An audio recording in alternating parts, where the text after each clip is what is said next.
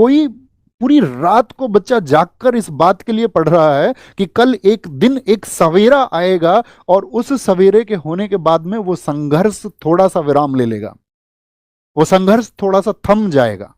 लेकिन जब उसके पास ये खबरें पहुंचती हैं तो उसका विश्वास टूटता है, उसका रातों को जाग कर के जो मेहनत करना था वो एकदम से खत्म हो जाता है और वह इस सिस्टम के सामने हार मान लेता है।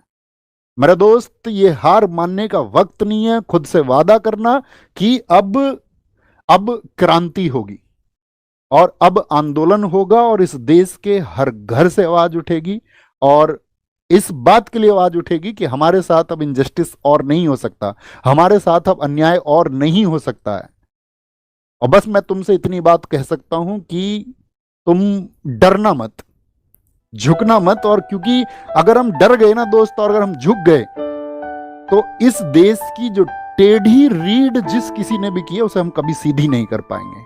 और ये छात्र वर्ग, ये जवान वर्ग जो इस देश की नेताओं के द्वारा जो या सिस्टम के द्वारा या खराब अधिकारियों के द्वारा, भ्रष्ट अधिकारियों के द्वारा जो टेढ़ी रीढ़ की जा रही है उसको हम सीधा करेंगे और मिलकर करेंगे।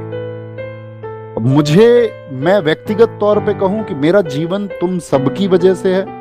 अगर अपना जीवन भी कुर्बान करना पड़ेगा इस व्यवस्था में बदलाव करने के लिए तो हम कर देंगे और बेझिझक कर देंगे, बिना किसी संकोच के, बिना डरे, बिना झुके कर देंगे।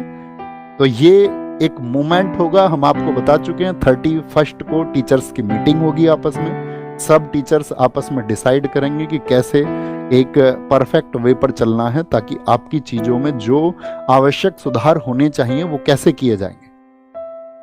और अगर उन सब चीजों को कंसीडर नहीं किया जाता है तो ये सिर्फ एक प्रोटेस्ट नहीं, ये भविष्य बचाने का आंदोलन होगा, इस प्रशासन को जगाने का आंदोलन होगा और उस हर एक युवा आवाज को संगठित होना होगा जो इस खराब सिस्टम के खिलाफ में लड़ना चाहती है।